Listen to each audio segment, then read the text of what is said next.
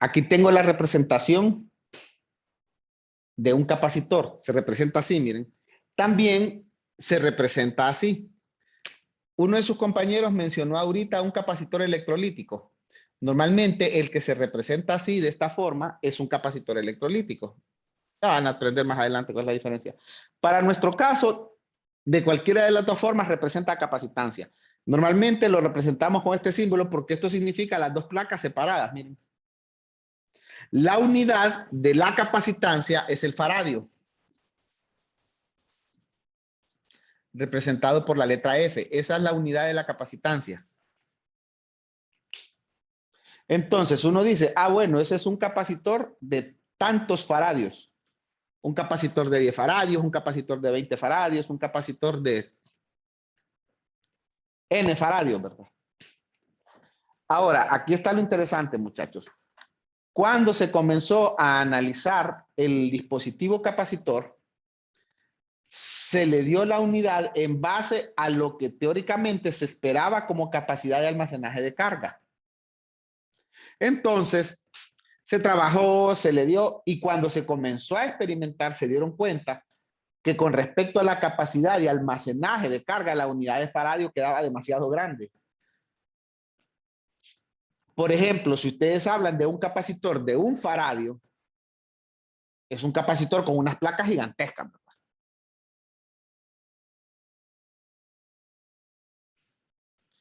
Pero eso se hizo ya cuando se comenzaron a experimentar y a meterse en serio a lo que era en esto de averiguar qué cosa es el capacitor. Entonces se descubrió después, ya la unidad había quedado puesta como faradio.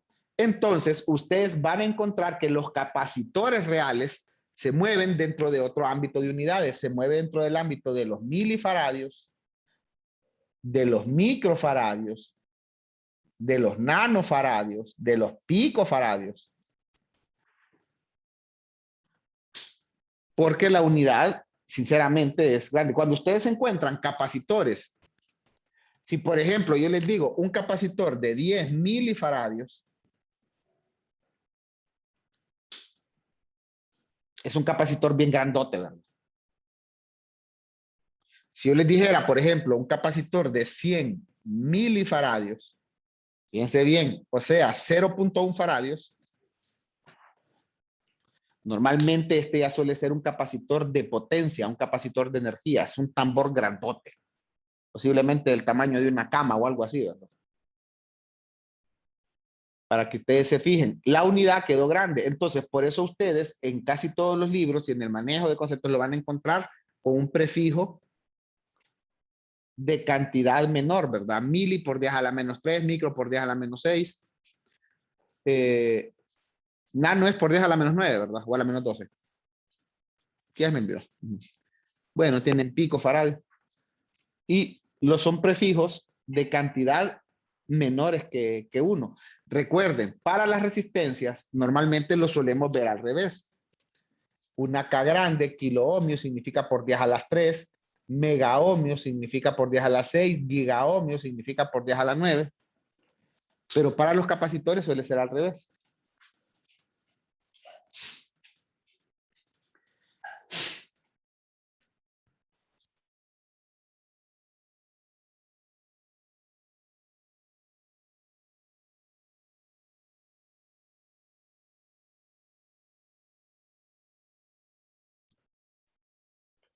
Otra cosa, muchachos, es cuando nosotros vemos una resistencia,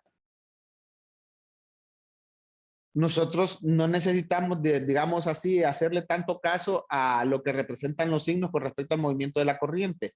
Ya sea que para determinado momento de polaridad consideremos más menos o menos más, o corriente en un sentido, corriente en otro, la resistencia disipa energía.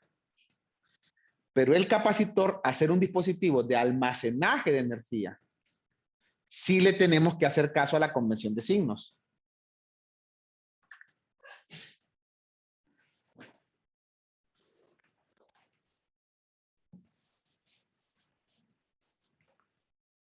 Cuando un capacitor está recibiendo energía, bueno, lo voy a poner así. no voy a poner la fuente aquí, sino que la corriente es positiva en este sentido y un capacitor está recibiendo energía. Entonces dice uno, el capacitor se está cargando. Si la corriente a través del capacitor viene en este sentido y el voltaje del capacitor está aquí, miren, entonces uno dice, la potencia en el capacitor es igual a corriente del capacitor por voltaje en el capacitor, pero miren, corriente entrando por la terminal positiva. En ese caso nosotros decimos, el capacitor está absorbiendo energía. Se está cargando. Eso es lo que podemos ver de las características. También, en caso de que yo ponga esto, ¿ve?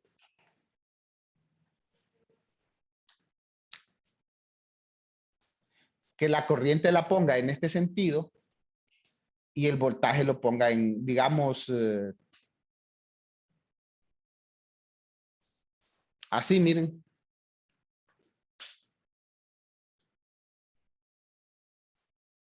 Que es el mismo caso anterior, nada más que cambiando las dos polaridades, ¿verdad? En este caso, el capacitor está absorbiendo energía. Ahora, si nosotros agarramos el capacitor y cuando le medimos las características del capacitor, miramos que tiene el voltaje marcado así. Por ejemplo, medimos, agarramos una fuente de voltaje, ve un medidor y las terminales están así, ¿ve? Pero la corriente que el capacitor me genera va en ese sentido, miren. Fíjense bien, voltaje del capacitor, corriente del capacitor. En este caso, la corriente está entrando al capacitor por su terminal negativa. O sea que prácticamente es como que estuviera saliendo de su terminal positiva. En este caso, el capacitor no está absorbiendo energía, la está entregando. Si el capacitor absorbe la energía, significa que tiene capacidad de entregarla, pues. Eso es lo que está sucediendo ahí. En la convención de signos, visto desde el punto de vista del segundo, en esta parte la potencia quedaría positiva, en esta parte la potencia quedaría negativa. Cuando la potencia de un capacitor queda negativa es porque el capacitor está entregando energía. Cuando la potencia de un capacitor queda positiva es porque el capacitor está absorbiendo energía. Es un dispositivo de almacenaje de energía. Al almacenar la energía significa que en determinado momento la podemos aprovechar.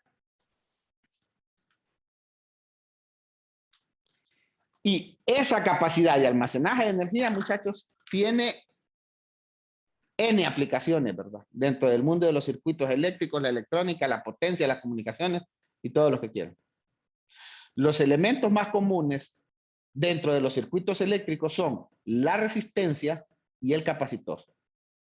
Son los más comunes. Por supuesto, vamos a encontrar también un elemento que todavía no hemos visto, que es el inductor, ¿verdad?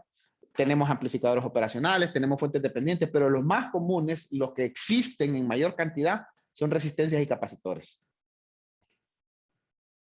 Por esta característica. Más fácil de manejo. Consulta hasta acá, muchachos. ¿Alguna duda?